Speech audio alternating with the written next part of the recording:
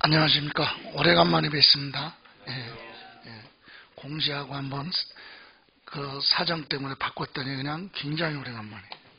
자, 오늘도 시작하는 거니까 다짐 한번 하고 할까죠? 손뼉 치면서 하겠습니다. 준비됐죠? 하나, 둘, 셋, 넷. 합격을 위하여. 힘듭니다. 그죠?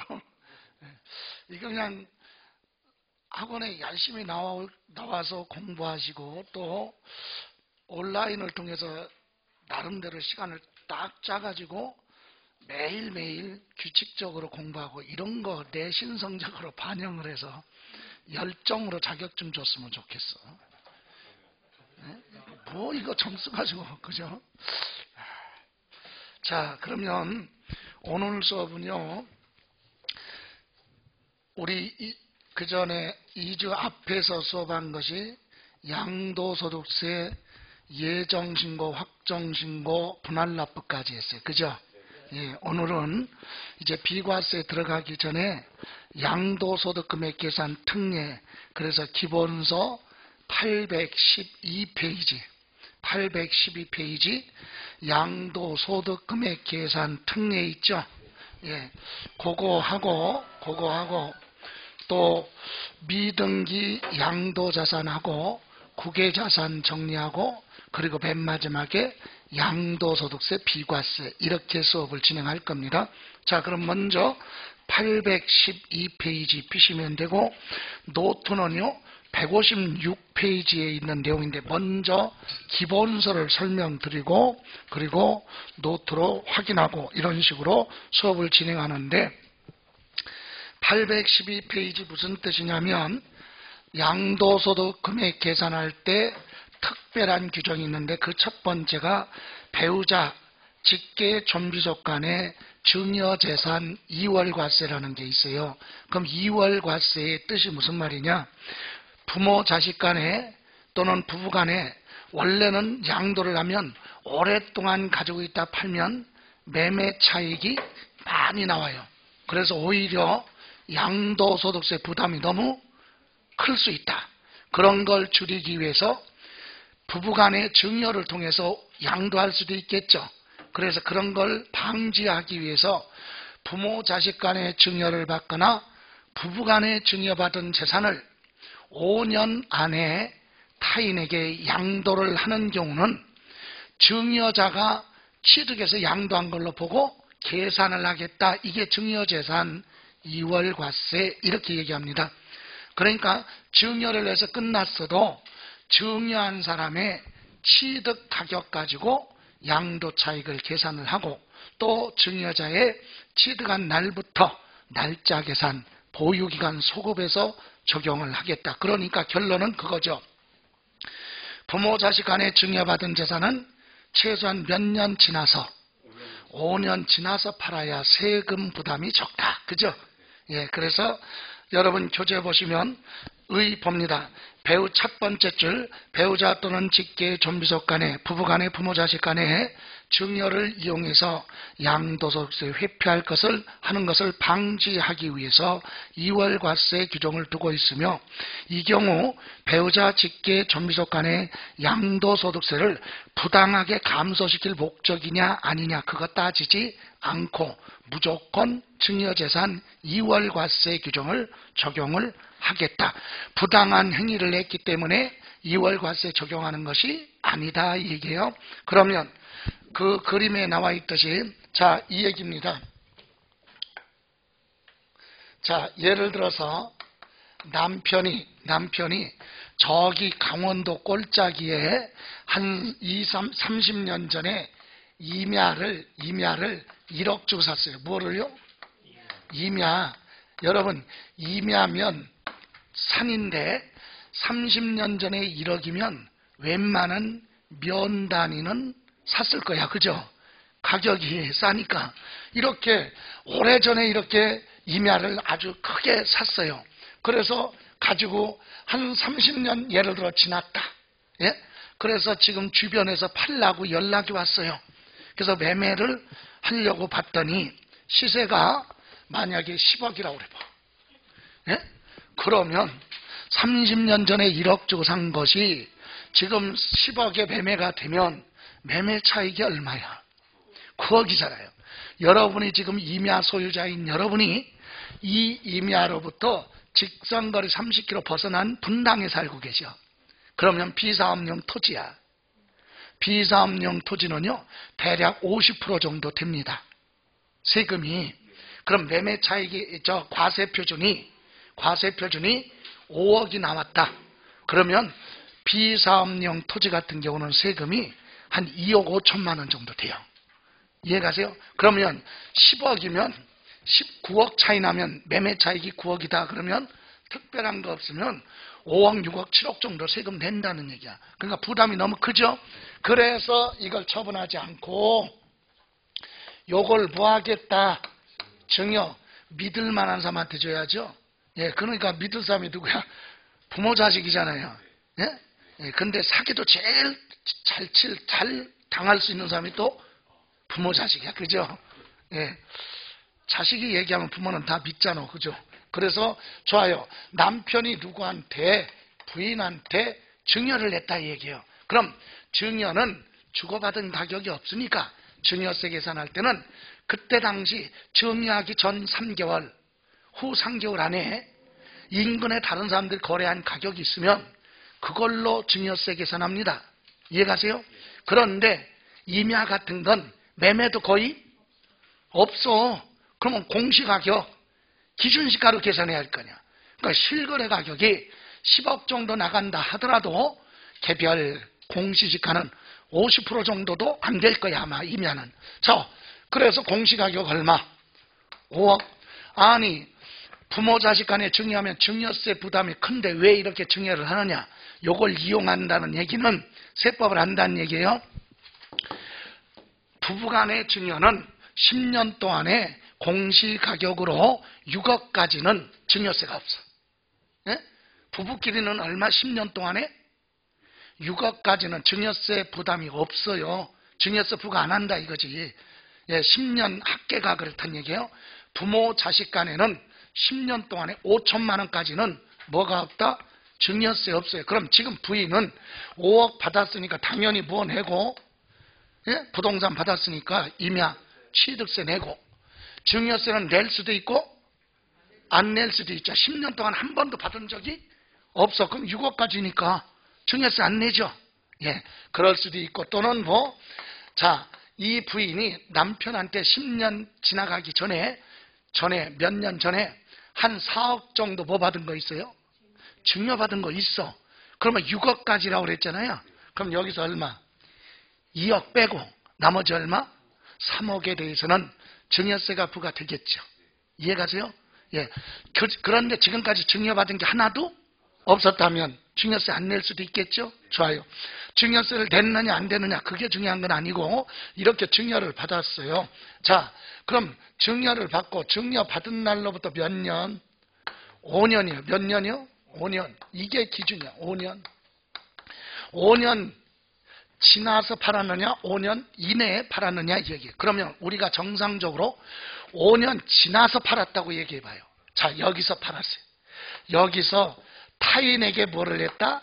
아무 관계없는 타인한테 뭐를 했다?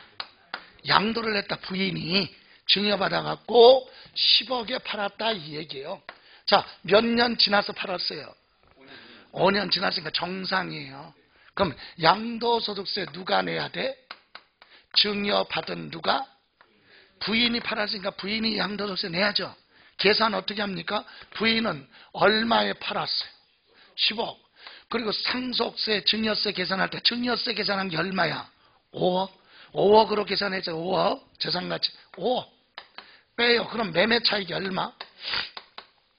5억이네.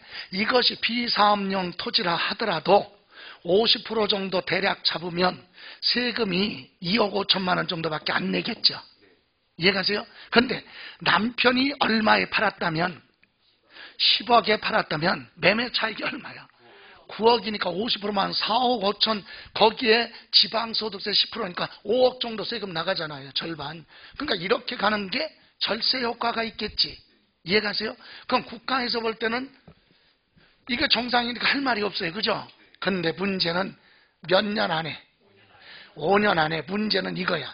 자, 요때 부인이 팔았습니다. 누구한테? 아무 관계없는 타인에게 얼마에? 10억에 팔았다. 자, 그래서 부인은 요렇게 팔면 요렇게 계산하는 줄 알고 지금 파는 게 아니라 팔려고 계획하고 있어. 얼마에? 10억에. 이제 마지막으로 계약을 서명하려고 하는데, 자, 세무사한테 가서 물어봅니다. 부인이 뭐라고? 나 남편한테 이미 증여받았는데 나 지금 누구한테 타인한테 팔려고 한다. 그런데 증여받고 지금 몇 년? 5년이 아직 안 지났는데 어디서 들으니까 5년 안에 팔면 세금 많이 낸다는데 맞느냐? 내가 생각할 때는 이렇게 계산하는 거 아니냐? 이렇게 물어봤더니 세무사가 아니래. 몇 년 안에 팔면? 5년 안에 팔면 양도소득세 이렇게 계산합니다. 수증자 증여받은 누가? 부인이. 양도소득세 계산할 때 얼마에 팔았어요? 10억. 취득가격은 본인의 취득가격이 아니라 남편이 파는 걸로 계산한다 이거예요. 그럼 얼마? 1억이면 매매 차익이 얼마? 9억 나옵니다. 이렇게 설명을 하니까 난리가 난 거야. 그죠? 예? 아니 이렇게 할 줄 알고 지금 증여해서 이제 팔려고 하는데 예, 이렇게 계산한다니까 난리가 났지. 그래서 부인이 세무사한테 물어봐요. 뭐라고? 그럼 이렇게 계산하는 방법이 없느냐? 몇 년 안에 팔 때? 5년 안에 팔 때 있긴 있는데 굉장히 어려운 일이 있다. 한 가지 알려주는 거야. 팁을. 뭐? 남편이 없으면 된다는 얘기야. 예? 증여받고 몇 년 안에? 5년 안에 팔 때 당시 누가 없으면, 증여한 남편이 없으면 이렇게 계산 안 하고 이렇게 계산하는데, 그래서 뭐를 했어? 남편 없으면 되니까 뭐 했어? 이혼했지. 이혼. 그러면 남편이 없잖아요. 그죠? 그렇게 하면 누구나 짜고 할 수도 있죠. 그래서 이혼한 경우도 이리가. 이해가세요?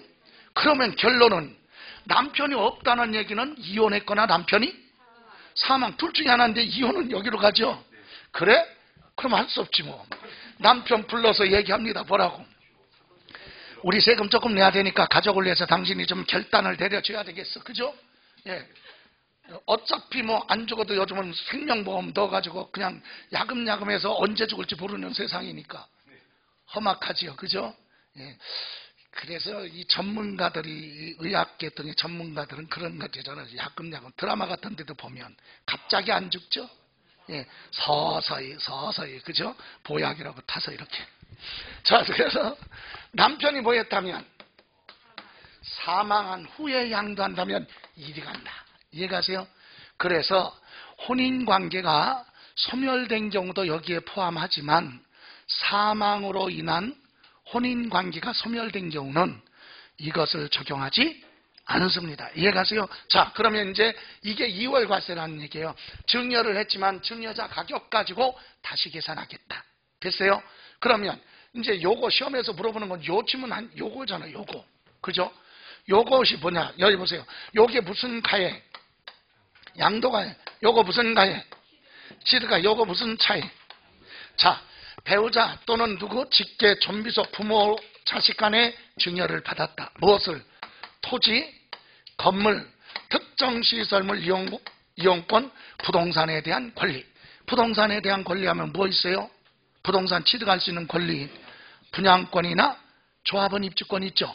그리고 특허권, 특정 시설물 이용권 하면 골프, 회원권, 콘도, 회원권, 이와 같은 4가지 토지, 건물, 특정 시설물 이용권, 부동산 취득할 수 있는 권리, 요거만이에요. 다른 건 해당되지 않고, 요것을 증여받고 몇 년 안에? 5년 안에 양도하는 경우. 자, 봅니다. 무슨 차익을 구하기 위해서? 양도 차익을 계산할 때 무슨 가액에서? 양도 가액에서 공제를 하는 무슨 가격은? 취득가액은 요거예요. 취득가격은 증여한 누구? 배우자나 직계, 존비속의 취득 당시 가격을 적용한다. 이거 다시 한번, 무슨 차익 계산할 때? 양도 차익 계산할 때 무슨 가액에서? 양도 가액에서 공제하는 무슨 가격은? 취득가액은 증여한 배우자나 직계, 존비속의 취득 당시 가격으로 계산을 한다. 됐어요? 그리고 이때 증여받은 부인이 만약에 뭐 낸 거 있으면 증여세 낸 거 있으면 필요 경비로 더 준다. 이해가세요? 예, 또 하나 기억할 것이, 여러분 그러면 여기서 요거 나오면 이제 뭐 해줘야 돼? 장기 보유. 3년 이상 가지고 있다 팔면 장기 보유 특별 공제를 해주잖아요. 이때 무슨 기간? 보유 기간에 따라 공제율이 다르죠. 이때 보유 기간은 이렇게 계산하는 거예요. 예?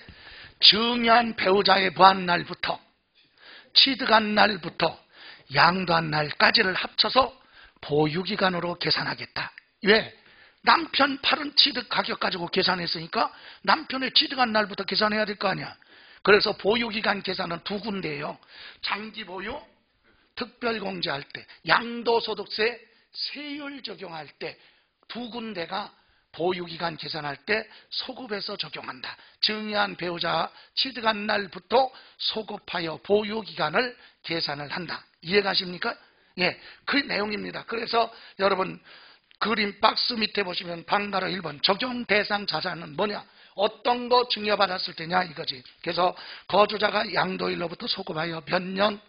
5년 이내 그 배우자 가로 열고 그 배우자가 양도 당시 혼인관계가 소멸된 경우는 포함한다. 이 얘기는 이혼한 경우도 포함을 한다 이 얘기예요. 그러나 사망으로 인하여 혼인관계가 소멸된 경우는 2월 과세 규정을 적용하지 않는다. 이해가세요?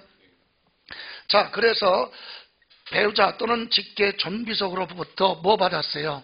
증여받은 부동산 토지 건물이죠. 그것만 되는 게 아니라 부동산 취득할 수 있는 권리, 대표적인 것이 분양권이나 조합원, 입주권, 특정시설물 이용권 하면 각종 회원권이죠. 골프회원권, 콘도회원권, 이와 같은 회원권 등을 뭐했다? 증여했을 때, 증여받아서 5년 안에 양도하는 경우에 증여재산 2월 과세를 적용한다. 그럼 이제 중요한 건 반가로 2번 무슨 차익 계산할 때, 양도 차익 계산할 때 무슨 가액에서, 양도 가액에서 공제할 무슨 가액? 취득가액은 각각 그 배우자 또는 뭐 직계 존비속, 이 얘기는 증여한 배우자를 얘기하는 거예요. 예, 여기서 의미하는 건 증여한 남편이면 남편, 부모로부터 증여받았으면 증여한 부모의 뭐 각각 취득 당시 가액 있죠? 취득 당시 가액으로 한다.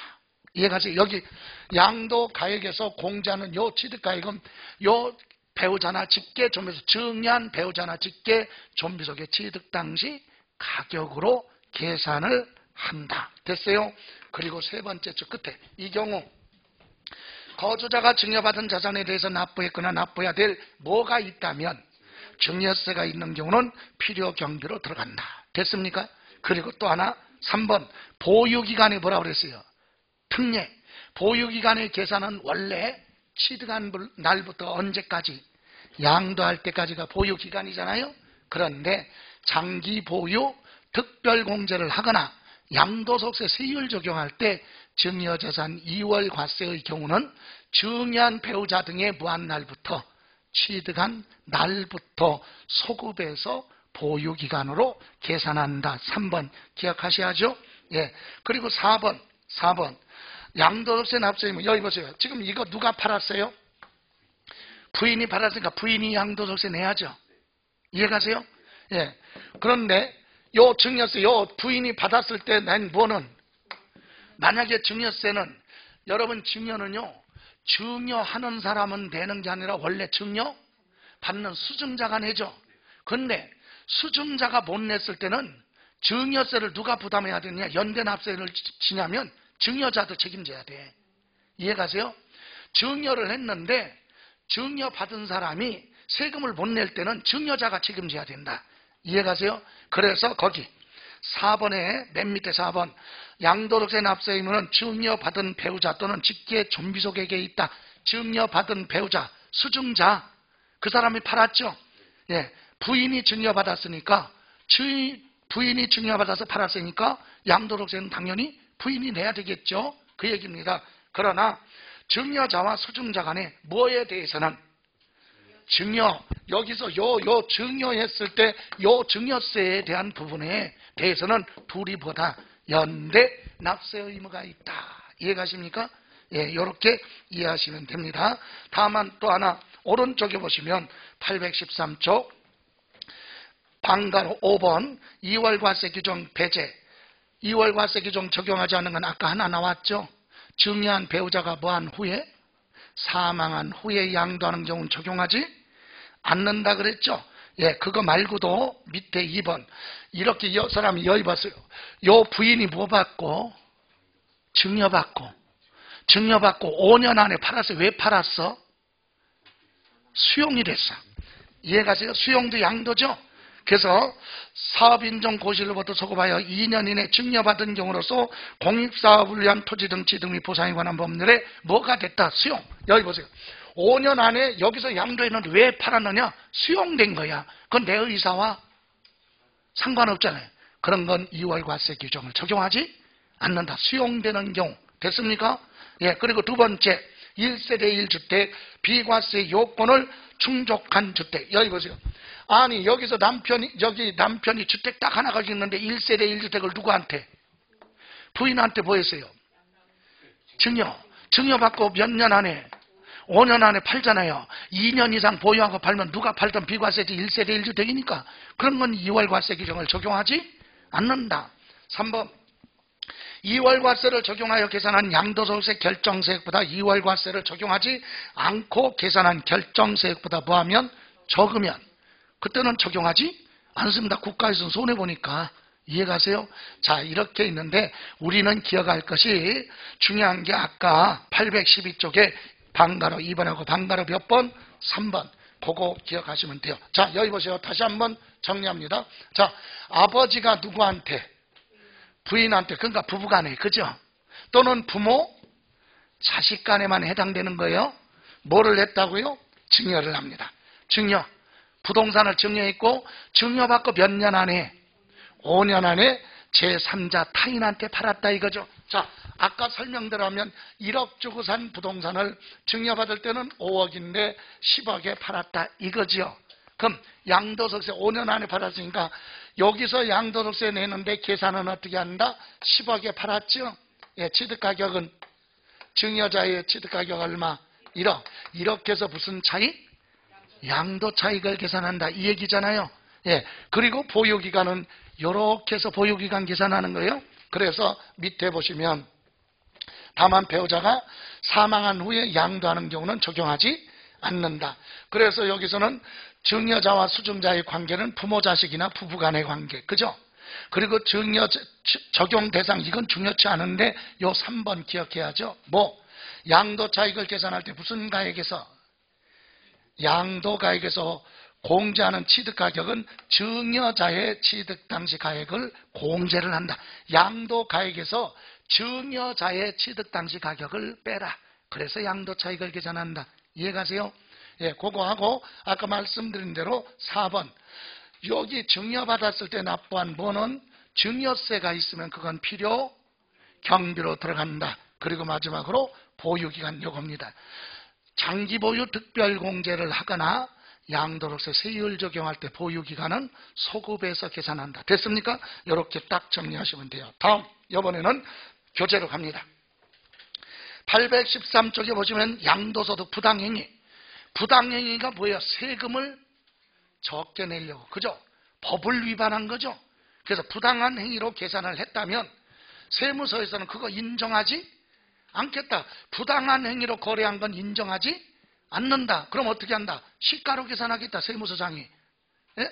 다시 계산한다. 이 얘기예요. 그런데 거기에서 두 가지가 있습니다. 그래서 먼저 보시면 양가로 2번. 납세지 관할 세무서장 지방국세청장은 양도소득이 있는 거주자 행위 또는 계산에 따라 특수관계인과 거래로 그 소득에 대한 조세 부담을 부당하게 감소시킨 것으로 인정되는 때 거주자 행위, 계산에 관계없이 해당 과세기관의 소득금액을 세무서장이 계산할 수 있다. 너네가 계산한 건 인정할 수 없으니까 세무서장이 계산을 하겠다. 첫 번째가 특수관계인과 증여를 통해서 우회적인 양도입니다. 이게 증여재산 2월 과세랑 비슷해요. 자, 거기 보시면 양도소득에 대한 소득세를 부당하게 감소시키기 위해서 특수관계인 가로 열고 뭐라고 그랬어요? 배우자 직계 좀비속에 증여재산 2월 과세 적용하는 경우는 뭐하고? 제외하고 친인척 간의 얘기요. 자산을 증여하는 그 자산을 증여받은 자가 증여받은 날로부터 몇 년 안에 5년 안에 타인에게 양도하는 경우로서 다음 기억에 따른 세금이 니은에 대한 세금보다 뭐하면 적으면 증여자가 직접 뭐한 걸로 본다? 양도한 것으로 본다. 요까지만. 여기 보세요. 증여재산 이월과세하고 이거하고 같은 내용인데 약간의 차이가 있어요. 자, 이게 무슨 말이냐면 여기 보세요. 자,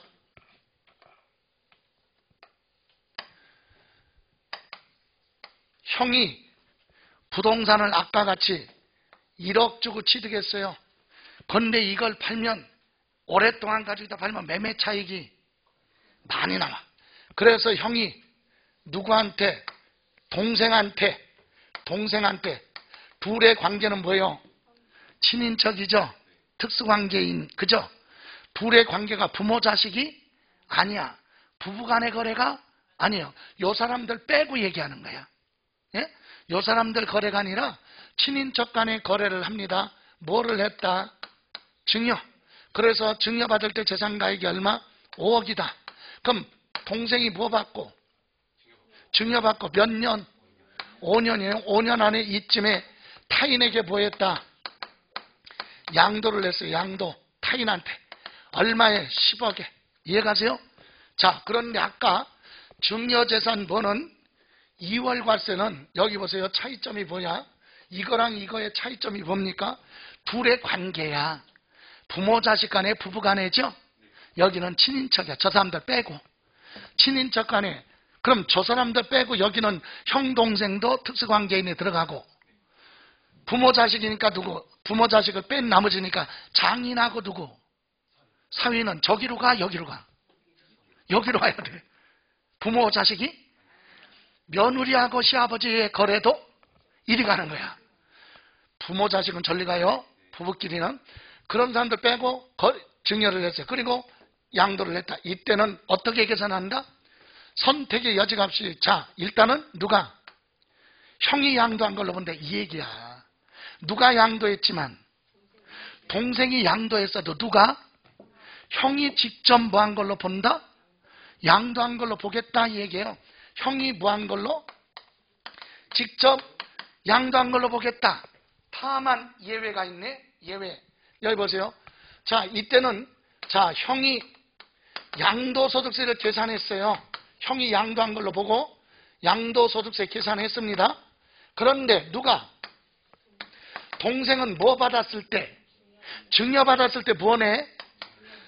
동생은 증여세 냈겠죠? 그리고 동생이 이거 뭐 했어요? 팔았어. 그럼 동생이 뭐야? 양도소득세 계산해야 되겠죠? 이해가세요? 그럼 국가에서 볼 때는 동생한테 증여세도 들어오고 무엇도? 양도소득세도 들어오겠죠. 그런데 형이 직접 뭐 한 걸로 보면 양도한 걸로 보면 뭐만 들어와? 양도소득세만 들어오겠죠. 그럼 국가에서는 어떤 게 좋아? 네? 아니 세금 많이 들어온 게 이게 더 적을 수도 있겠지. 이거보다. 예? 보유기간 길면 매매 차익이 더 많이 나올 수도 있으니까. 그죠? 그래서 국가는 둘 중에 뭐 한 걸로 간다? 큰 것으로 계산하겠다 이 얘기예요. 이해가세요? 그러니까 다시 친인척 간에 직접 팔지 않고 친인척을 통해서 우회적으로 양도를 하는 경우는 세금 부담을 줄이려고 한 거다. 그래서 어떻게 한다? 국가는 증여자가 직접 뭐 한 걸로? 양도한 걸로 본다. 다만 직접 양도한 걸로 봤을 때 계산한 양도소득세 요거하고 동생 수증자가 증여받았을 때는 증여세 부담한 세금하고 동생이 양도세 계산했겠죠. 이걸 계산해봐서 두 개를 합친 요 세금하고 요 세금하고 비교해서 이게 더 뭐하면 그러면 동생이 세금을 더 많이 낸다. 그럼 국가에서 볼 때는 너는 직접 양도한 걸로 보지 않겠다. 그냥 송상으로 가겠다. 근데 얘가 더 뭐하면 세금이 많으면 직접 양도한 걸로 본다. 그 뜻입니다. 이해가세요? 그래서 보면 거기 밑에 거기 기억 세 번째 줄 증여받은 자가 증여일로부터 5년 이내 타인에게 양도하는 경우 다음 기억에 따른 세금이 니은에 따른 세액보다 뭐하면 적은 경우는 증여자가 직접 부한 걸로 본다, 양도한 걸로 본다. 기억이 뭔데? 증여받은 자, 수증자가 증여받았을 때 증여세 낸 거 있죠? 그 다음에 뭐? 양도소득세 계산해야죠. 요 두 개 합친 세금보다 니은이 부하면 크면 증여자가 직접 부한 걸로 본다, 양도한 걸로 본다. 이해가십니까? 예, 그러니까 우리는 세금 계산에서 얘가 세금 부담하는 거하고 얘가 세금 부담하는 거 비교해서 어느 쪽이든 뭐 큰 쪽으로 간다. 이렇게만 이해하시면 돼요. 이거 크게 중요한 건 아닙니다. 그러니까 여기선 차이점이 뭐냐? 부모 자식이 아니라 부부가 아니라 그 외에 친인척이죠. 그래서 여기서 다시 한번 정리합니다. 이거예요. 부당이익 계산 첫 번째, 매도자가 요게 아니라 순서 바꿔서 자, 증여 후 몇 년 안에 5년 안에 양도하는 거. 5년 지났을 때는 관계없어요. 여기 보세요. 5년 지나서 팔면 누가 파는 거야? 그냥 동생이 파는 거지. 정상적으로 몇 년 안에 팔 때만 5년. 그래서 보세요. 자, 증여자 갑이 누구한테? 특수 관계인 친인척 을한테 뭐를 한다? 증여합니다. 그죠? 증여를 했어요. 그럼 얘가 증여받고 몇 년? 5년 안에. 그죠? 배우자 직계존비속은 빼고 부모 자식은 빼고요. 증여받고 몇 년 안에? 5년 안에 타인한테 팔았다 이거죠. 이해가세요? 그때는 원칙이 법에는 누가? 얘가 직접 부한 걸로 본다? 양도한 걸로 본다. 그런데 다만 얘가 부담한 세금이 더 부하면 크면 직접 양도한 걸로 보지 않는다. 이해가십니까? 기본은 이거예요. 친인척한테 증여했는데 친인척이 증여받고 몇 년 안에 팔면 5년 안에 팔면 법률은 일단은 누가? 증여자가 직접 부한 걸로 양도한 걸로 본다. 이해가세요? 다만 얘가 부담할 증여세, 요 증여받았을 때 보내 증여세, 요거 팔았을 때 얘가 판다면 양도세, 요거 합친 세금이 더 부하면 크면 직접 양도한 걸로 보지. 이해가십니까? 그 뜻이에요. 그래서 거기 특수관계인과 거래로 조세 부담을 부당하게 감소시킨 것으로 인정될 때 증여받고 몇 년 안에 5년 안에 타인에게 양도한다. 그때는 증여자가 일단 뭐 직접 양도한 걸로 본다. 다만 4번 수증자가 증여받은 사람이 부담한 증여세하고 뭐 양도소득세를 합쳤더니 그 세금이 부하면 크면 3번보다 부하면 크면 직접 양도한 걸로 보지 않는다. 이해가십니까? 예? 예, 그러면 여기 보세요. 만약에 갑이 직접 부한 걸로 보면 예? 직접 양도한 걸로 보면 여기 보세요. 얘는 증여받았을 때 부어냈는데 그리고 이제 양도소득세 계산해야죠. 근데 얘가 직접 양도한 걸로 보니까 얘는 양도소득세 계산할 필요가 없잖아요. 그죠? 그죠? 그럼 이거 된 건 어떻게 증여세 낸 거? 얘가 증여받았을 때 이거는 환급해죠. 왜? 이 거래 자체가 없는 걸로 보고 직접 양도한 걸로 보니까. 그럼 얘는 받았을 때 뭐 냈다? 증여세는 환급 취소되는 거야. 부과된 거. 증여 아니니까 그냥 얘가 직접 무한 걸로 양도한 걸로 본다. 그래서 거기 5번 보세요. 5번 3의 경우 당초 누가 을이 부담한 뭐는 증여세는 부과 취소가 된다. 이해가세요? 증여세 내지 마라. 낸 것 이미 납부했다면 환급해 주겠다. 됐습니까? 예, 요 정도만 보시고 이제 우리가 좀 신경 써야 될 건 어떤 거냐? 814쪽이에요. 하나 더. 요건 기억해야 돼요. 814페이지 방가로 2번. 특수관계인과 저가양도 고가양수 그랬죠? 예, 이거는 기억해야 됩니다. 고가가 뭐야? 높은 가격으로 보였다고요? 수, 취득. 높은 가격으로 취득. 저가 양도는 낮은 가격으로 팔았다 이 얘기잖아요. 여기 보세요. 양도 차익을 계산하려면 기본이 무슨 가액에서 양도 가액에서 무슨 경비, 필요 경비를 빼면 무슨 차익? 양도 차익이 나올 거 아닙니까? 그럼 요 필요 경비의 가격한 게 취득 당시 가격이 있죠? 취득 가격, 그리고 자본적 지출 양도 비용이 있을 거 아닙니까? 그 중에 무슨 가격? 취득 가격. 자, 요 양도 차익이 적으면 적을수록 세금 부담이 적죠. 그럼 이걸 줄이려면 어떻게 해야 돼? 양도 가격을 낮추거나 다운계약서, 그죠? 취득 가격을 높게 적으면 이렇게 적어지겠죠. 예? 이런 행위를 했다 이 얘기야. 누구랑? 타인 간에는 관계없어. 여러분, 아파트, 제가 시가 10억짜리 아파트를 내가 여러분한테 1억 받고 팔았어요. 내가 정신이 왔다 갔다 해서. 예? 아무 생각 없이 얼마에 팔았어? 내가 죄졌어? 아니야, 내가 부당한 거래한 거 아니야. 내 맘이지. 왜? 아무 관계가 없으니까. 근데 누구랑 하면? 그렇죠. 친인척 간에 하면 이건 안 된다 이거지. 여기 보세요. 이런 거래를 뭐 했다고요? 특수관계, 친인척 간에 거래했다 이 얘기야. 여기 보세요. 이걸 뭐라 그래? 저가, 양도. 그죠? 취득 가격을 옛날에 취득할 때 높게 적었어. 그럼 뭐야? 고가 양수. 이해가세요? 옛날에 취득할 때 친인척한테 취득하는데 높은 가격으로 취득했다고 했어. 요번에 팔 때는 또 아주 낮은 가격으로 했어요. 이런 거. 그래서 무슨 차이? 양도 차익을 줄였다. 그럼 생각해봐요. 이런 거래를 누구하고 했다고요? 특수관계인이에요. 이때 특수관계인의 배우자나 누구는 제외. 직계존비속 제외. 왜 제외죠? 부모 자식 간의 부부 간의 거래는 아예 양도가 아니라 기본이 중요하니까 계산할 필요가 없잖아. 부부끼리 매매했는데 그거 중요야. 부모 자식 간에 매매했는데 안 돼. 기본이 뭐. 그러니까 그 사람들 빼고 친인척 간에 낮은 가격으로 팔거나 높은 가격으로 취득했다 이거죠. 그래서 아니 친인척 간에 거래할 때는 당연히 가격이 뭐예요? 다른 사람보다는 조금 낮은 가격으로 하지 않나? 우리 장인은 안 그럴 것 같아. 아주 깐깐하신 분이라서 정상적인 가격 다 받을까. 그런 분 빼고는 웬만하면 조금 낮은 가격으로 거래할 수도 있잖아요. 그죠? 예. 그렇다고 무조건 부당거래로 볼 수는 없다. 두 번째, 친인척 간의 거래에서 아까 같이 저가 뭐요? 양도를 하거나 고가로 양수를 했다 이거죠. 그럼 무조건 이렇게 가격을 낮추거나 높였다고 부당거래냐? 아니다.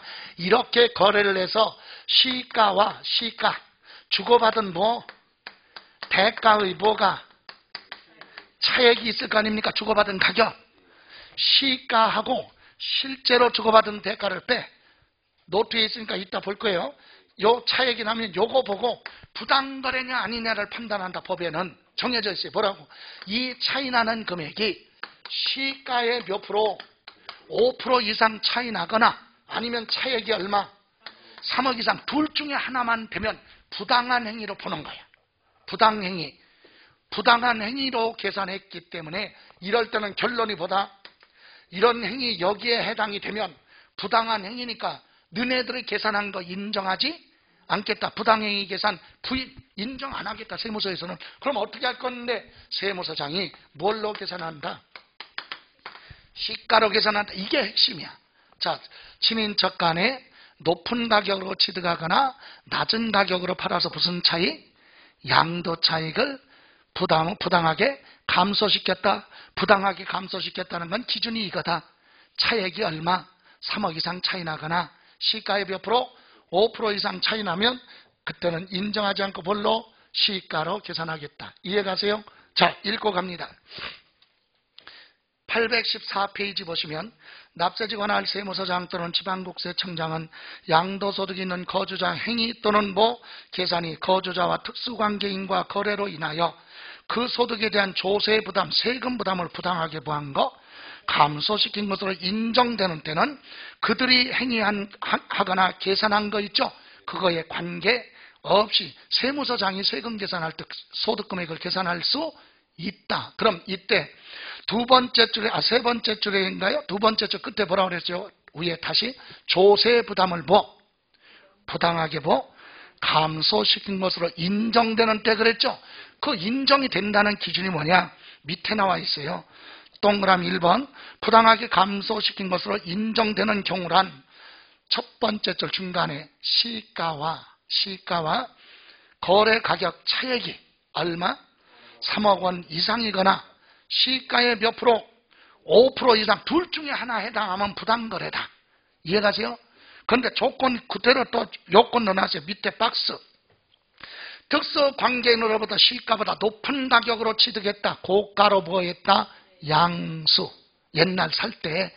그리고 요번에 팔 때 또 친인척한테 파는데 얼마? 낮은 가격. 저가로 보였다. 양도. 여기에 해당되면 뭐다? 이건 부당행위다. 그죠? 그래서 오른쪽 이때는 시가는 뭐냐? 상속증여세법에 의해서 평가한 가액을 시가라고 합니다. 이해가세요? 그럼 평가한 가액은 상속세, 증여세는 전후 3개월 안에, 그죠? 상속은 전후 6개월 안에 다른 사람들이 인근에 거래한 가격이 있으면 그런 매매 사례 가액으로 계산을 하고 없으면 기준시가로 계산을 합니다. 이해가십니까? 자, 요거 이해를 돕기 위해서 다시 한번 봅니다. 여기. 자, 갑이라는 사람이 을이라는 사람하고 부동산 거래를 합니다. 예를 들어서 아파트 소유권 얘한테 보해주고 이전 등기해주고 얘는 대금 10억을 지급했어요. 그러니까 누가 보더라도 이 아파트는 얼마? 10억의 매매가 이루어졌죠. 예, 그러면 이 등기는 어디서 한다고요? 등기소에서 등기가 되죠. 부동산 소유권 이전 등기. 예, 이 등기 자료가 항상 컴퓨터 전산망에 의해서 시장군수한테가 지방세 청구하라고. 또 하나는 어디로 와? 국세청으로 오죠. 세무소. 예? 그러니까 세무소에서는 부동산 등기한 변동된 내용을 이미 다 등기가 되는 순간 오니까 알고 있다 이 얘기야.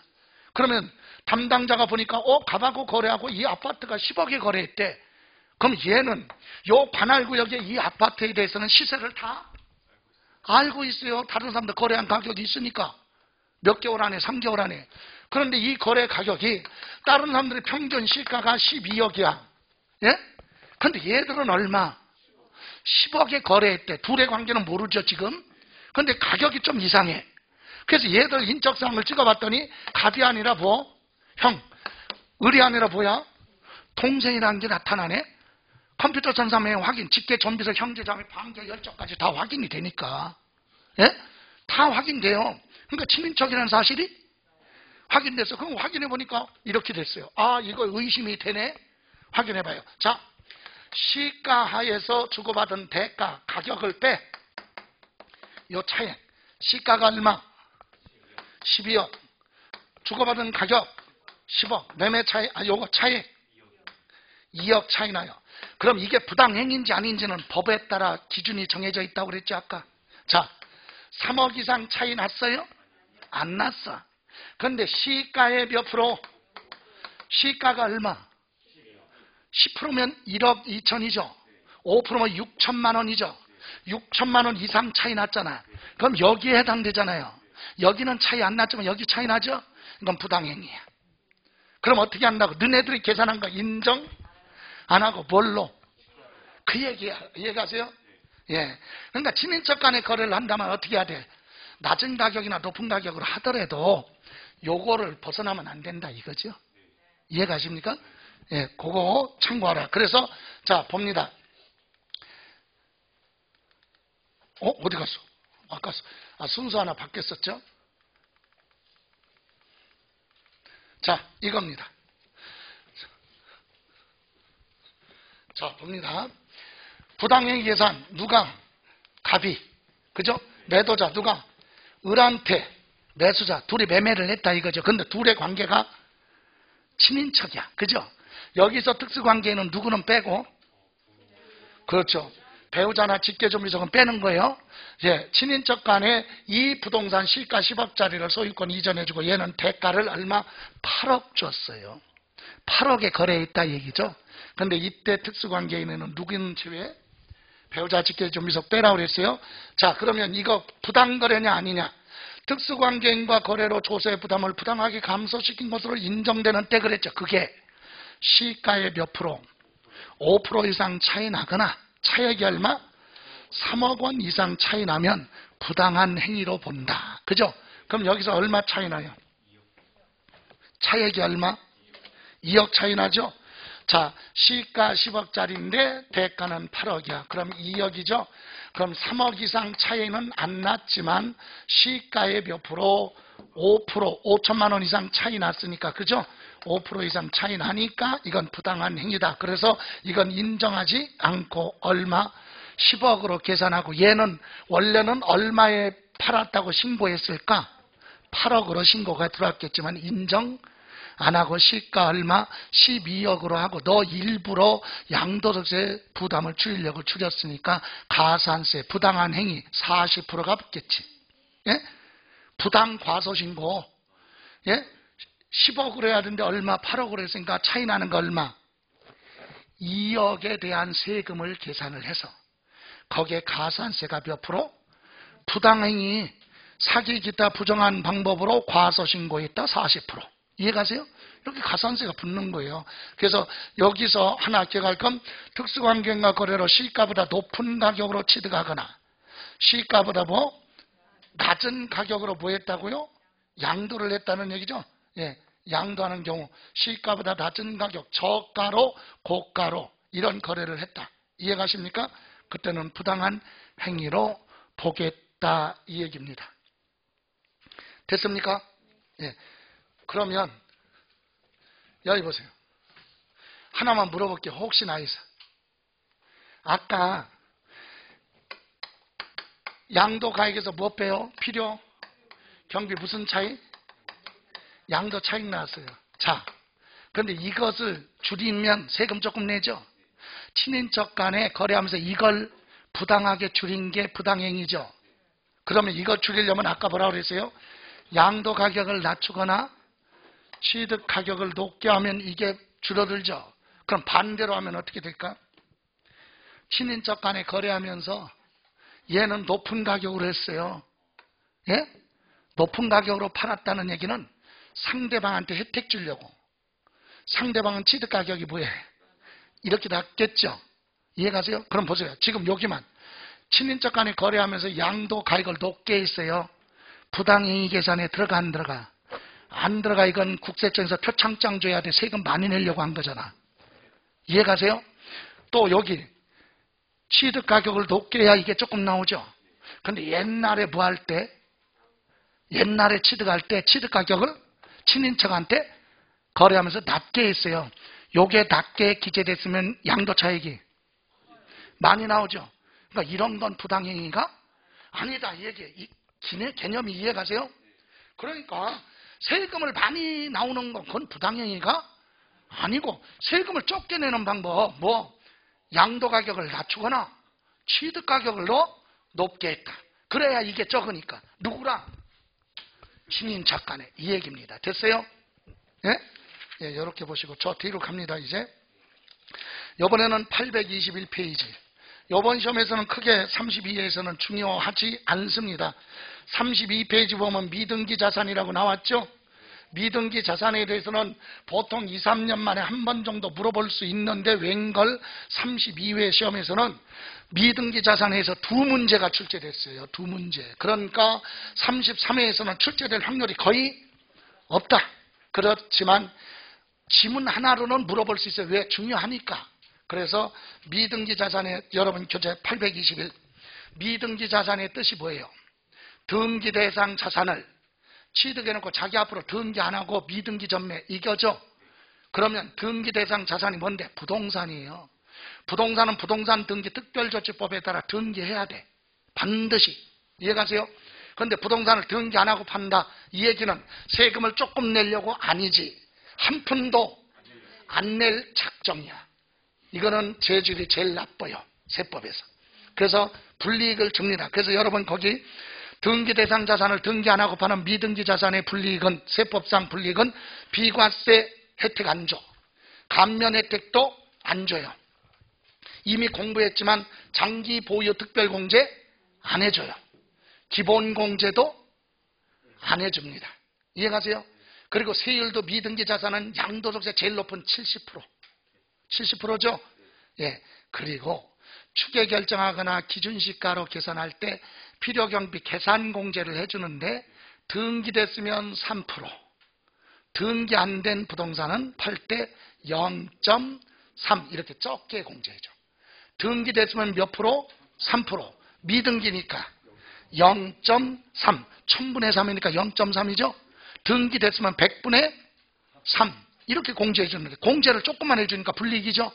이런 불이익을 준다. 그러니까 33회 시험에서는 미등기 자산은 높은 세율 몇 프로? 70%.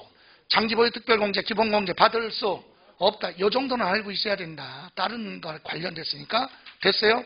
그래서 다음 장에 넘겨보시면 822페이지 미등기 양도자산, 제외자산이라고 나왔죠. 이것도 여기서도 한 문제 33회에서 32회에서 출제됐으니까 출제될 확률 적어. 그래서 이건 생략하는데 다만 3번, 4번은 보셔야 된다. 3번, 4번이 뭐냐? 비과세 대상 동지나 감면 대상 동지는요, 비과세 감면 요건 다 충족했어. 근데 등기 안 했어요. 그렇더라도 비과세 감면 혜택을 특별히 주겠다. 농지니까. 8년 작용한 농지 면제인데 8년 작용 요건 다 갖췄어요. 근데 등기만 안 했다. 인정해 주겠다. 이 얘기. 이해가세요? 예, 미등기라도. 그러니까 이건 지문 하나로 물어볼 수 있죠. 비과세 대상 농지는 등기 안 하고 양도를 하더라도 비과세 받을 수 있다. 이렇게 이해하시면 돼요. 됐어요? 그리고 4번도 하나. 1세대 1주택 비과세 요건을 충족한 1세대 1주택인데 건축법에 허가받지 않았다. 무허가주택이야. 무허가주택은 등기를 처음부터 안 되잖아. 그죠? 이런 건 투기 목적이 아니다. 그래서 이것도 지문 하나로 얘기하면 1세대 1주택 무허가주택은 미등기라 하더라도 비과세 요건을 다른 요건을 충족했다면 비과세 혜택을 준다. 됐습니까? 예, 이렇게만 기억하시면 돼요. 다음 뒤로 갑니다. 저 뒤로 가서 이제 843쪽 있죠? 843쪽 있어요? 거기 보시면 국외자산 양도. 국제화 시대라서 그런지 요즘은 매년 국외자산에 대해서 한 문제씩 최근 들어서 많이 출제되고 있어요. 843페이지 몇 가지만 정리하고 노트로 갈 거예요. 여러분, 해외자산 양도하면 누구나 세금 부과하는 게 아니라 해외자산, 미국의 부동산을 여러분이 가지고 있다, 미국에서 부동산을 팔았다, 그러면 그거 양도할 때까지 우리나라에서 계속해서 양도하는 날 현재까지 계속해서 몇 년? 5년 이상 주소 또는 거소를 둔 자는 해외자산 양도한 거에 대해서 세금 내야 돼. 이해가 돼요? 그러니까 대한민국 국민은 5살 이상이면 다 내야 돼. 그 얘기야. 그러면 외국인은, 외국 국적을 가지고 있는 사람은 우리나라 대한민국 국민은 아니지만 외국인이 우리나라에 들어와서 출입국 관리법에 따라서 머무르는 장소를 뭐라고 그랬죠? 거소라고 하죠. 그 한 곳을 정해놓고 계속 우리나라에서 몇 년? 5년 이상 머무르고 있어요. 이 사람도 거주자야. 이 사람도 자기 재산 팔았으면 우리나라 법에 따라 세금 계산하겠다, 이 얘기입니다. 그래서 몇 년 이상? 5년 이상 계속 거주하거나 또는 주소 또는 거소를 둔 자에 대해서만 납세 의무가 있다. 요거 기억하시고, 다음 과세 대상에서는요, 과세 대상은 우리 거기서 기억할 건 두 번째 줄. 부동산 팔아서 생긴 이익이 양도소득이잖아요. 근데 부동산 살 때 외국에서 돈을 빌려갖고 샀어요. 그러다 보니까 부동산 팔아서 생긴 이익이 있는데 거기에 환율 변동으로 생긴 이익이죠. 환차익. 그건 양도소득이 아니다. 그래서 그건 제외하라 이거지. 그래서 두 번째 줄, 돈을 빌려서 외화를 차입하여 빌려서 취득한 부동산을 팔았다. 그런데 그때 환율 변동으로 발생한 환차익이 있죠. 예, 그것은 양도소득에서 뭐한다? 제외, 포함한다. 그러면 안 돼요. 예, 그리고 또 하나, 양도소득세 과세 대상은 국내 자산하고 똑같으니까 별도로 기억할 건 없는데 하나만 기억하면 돼요. 거기 몇 번? 3번. 방가로 2번 부동산에 대한 권리의 동그라미 몇 번? 2번. 우리 국내 자산은 지상권이나 전세권은 등기 여부 따지지 않죠. 그런데 임차권은 반드시 등기된 거죠. 그런데 해외 자산은 등기 여부를 따지지 않아. 등기 안 된 부동산 임차권도 과세 대상이다. 국외권은. 이해가세요? 등기 여부 따지지 않아. 해외 자산은 외국 자산을 외국에서 등기했느냐 투기했느냐 우리나라에서 따질 필요가 없다. 이해가세요? 예. 그래서 해외 자산은 등기 여부 관계없어요. 다음 장 넘겨보시면 맨 위에 3번 무슨 차익 계산? 양도 차익 계산할 때면 양도가액 취득가격이 나오죠. 뭘로 한다? 첫 번째 줄만 기억하면 돼. 실거래 가격. 양도할 때 당시 뭘로 하라? 해외 자산도 실거래 가격으로 하라. 이해가십니까?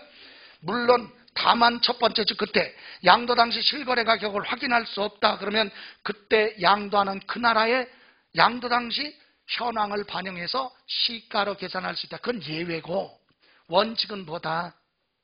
실거래가요. 실거래. 됐어요? 예. 그리고 나서 또 하나 기억할 것은 양가로 3번.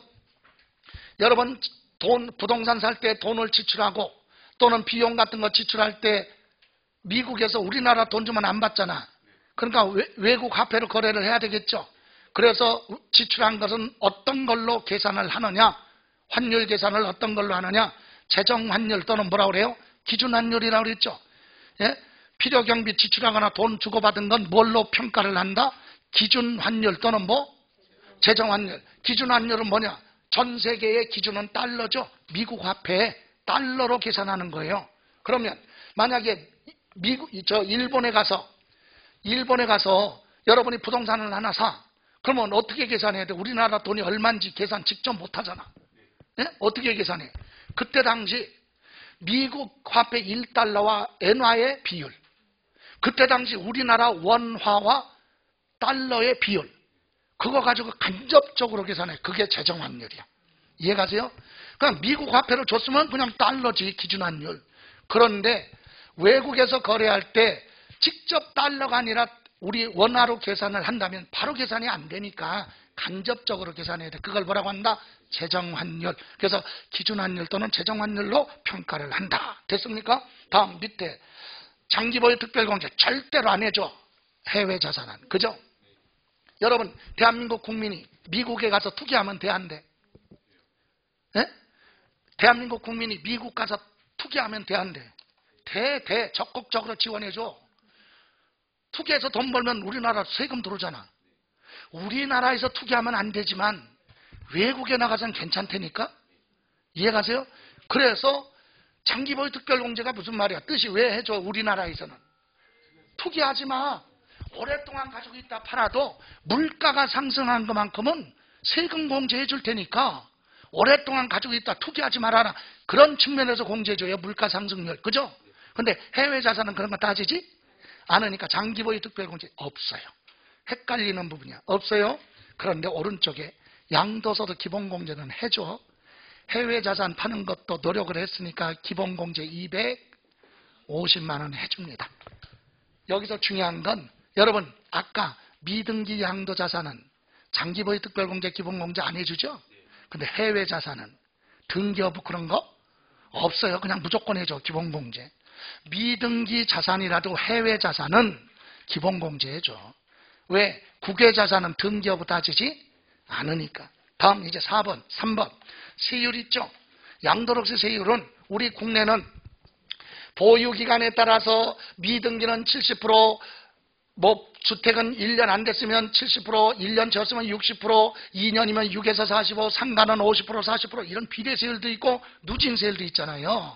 그런데 해외 자산은 보유기간 따지지 않고 등기 여부를 따지지 않기 때문에 비례세율 없어. 그냥 누진세율 6에서 몇 프로, 45% 요거만 적용한다. 초과 누진세율 해외 자산. 됐습니까? 예? 외국 부동산 파는 건 70%, 60%, 50%, 40% 그런 세율이 없어요. 왜? 보유기간 따지지 않고 등기여부 관계없으니까 그냥 초과 누진세율로 되어 있다. 6에서 몇 프로? 45%. 그럼 이제 마지막으로 5번이네요. 5번. 외국 납부세 그랬죠? 여러분이 미국에서 부동산 팔았네? 그럼 미국 법에 따라 보냈어. 양도세 냈을 거 아니에요. 그죠? 근데 우리나라 법에 따라 또 계산하면 이중부가죠. 그래서 우리나라에서 법률로 양도세 따로 계산하는데 계산할 때 외국에서 납부하는 세금은 필요 경비로 들어가서 양도 차익 계산할 때 공제해 주던가 아니면 맨 마지막에 양도소득 결정세 세금이 나오면 거기서 외국 납부세액을 빼든가 둘 중에 하나를 선택해서 공제해 준다. 선택할 수 있다. 이게 특징이에요. 그래서 우리는 국외자산은 조금 신경 써야 돼요. 예, 여기 보세요. 국외자산은 최근 들어서 이 국제화가 되다 보니까 우리나라에서 규제가 많으니까 돈 많은 사람들은 그냥 외국에 가서 부동산을 사고 그런 경우가 많이 있어요. 그런데 어떤 사람이 그러대, 아니 외국에 가서 부동산을 사고 팔아서 발생한 소득에 대해서 어떻게 양도소득세를 국가에서 알고 세금을 부과합니까? 이렇게 질문하는, 궁금해서 질문하는 분도 계신데, 소득세는 본인이 뭐 하는 거야? 신고하는 거야. 본인이 신고 납부 안 하면 나중에 추적이 되면 피박 쓰는 거고, 걸리자면 그냥 넘어가는 거고, 그죠? 그러니까 자기가 미국 가서 열심히 노동해가지고 돈을 벌어갖고 그 나라에서 돈 벌어서 그 나라에서 뭐 했어요? 부동산 산 걸 어떻게 추적해? 힘들어요. 그런데 우리나라 돈을 빼가지고 외국 가서 부동산 산 건 바로 나오지. 이해가세요? 예, 그래서 본인이 신고하는데, 자, 부계자산 이렇게 정리하면 돼요. 이제 프린트, 저 노트 보세요. 노트 몇 쪽이에요, 이거? 165. 이렇게 정리하면 됩니다. 자, 납세 의무자는 누구나가 아니라 양도하는 날 현재까지 국내에 몇 년? 5년 이상 주소 또는 거소를 둔 자만 세금 내야 된다. 그죠? 납세 의무자 딱 정해져. 몇 년? 5년. 시험에서는 3년 거주 그렇게 나옵니다. 5년. 그리고 두 번째, 양도차익 계산할 때는 지출한 거, 받은 거 있죠? 가격. 환율 계산 뭘로 하라? 기준 환율나 또는 재정 환율로 계산한다. 됐어요? 그리고 양도소득 기본공제는 해야 안 해요? 해줘. 기본공제 미등기라도 해줍니다. 해외자산은 등기 여부 관계없으니까 무조건 250만 원 공제죠. 1년. 다음, 세율은 뭘 적용한다? 초과 누진세율을 적용한다. 비례세율 없어요. 왜? 등기 여부 따지지 않고 보유기간 따지지 않으니까. 그냥 과세표준이 얼마냐? 그거에 따라 6에서 몇 프로? 45%. 장기 보유 특별용제 안 해줘요. 해외자산이니까. 해외자산 안 해줍니다. 그리고 해외자산은 세금 계산할 때 원칙이 뭘로 하라? 양도할 때 당시 실거래 가격이다. 그런데 실거래 가격이 불분명하다, 알 수가 없다, 그런 경우에는, 특별한 경우는 그 나라에 양도할 때 당시 현황을 반영한 시가로 계산할 수 있다. 시가. 됐어요? 그리고 나서 여기 보시면 해외자산은 무슨 기간? 보유기간, 등기여부 관계 없다. 그리고 양도소득은 부동산 등을 팔아서 생긴 소득이지 환차익이 있죠. 환율 변동으로 발생한 환차익은 뭐한다? 제외, 포함하지 않는다. 아까 말씀드린 대로 외국에서 납부한 세금이 있으면 외국 납부세액은 필요 경비로 공제를 받든가. 여기 메모하시면 요 번은 외국 납부세액은 두 가지의 무슨 경비? 필요 경비로 공제를 받던가, 아니면 맨 마지막에 세금이 나오면 산출세액이죠. 결정세액이라고도 하고 그냥 산출세액. 세금이 나오면 여기에서 둘 중에 하나 선택해서 공제받을 수 있다. 필요 경비로 들어가면 양도 차익이 적게 나오겠죠. 그리고 나중에 세금 과세표준에 세율 적용해서 세금이 나오면 거기서 공제받을 수도 있다. 어떤 것이 유리한지는 계산해서 본인이 둘 중에 하나를 선택할 수 있다. 됐습니까? 여기까지. 자, 잠시만 쉬었다가 이제 비과세 들어갑니다.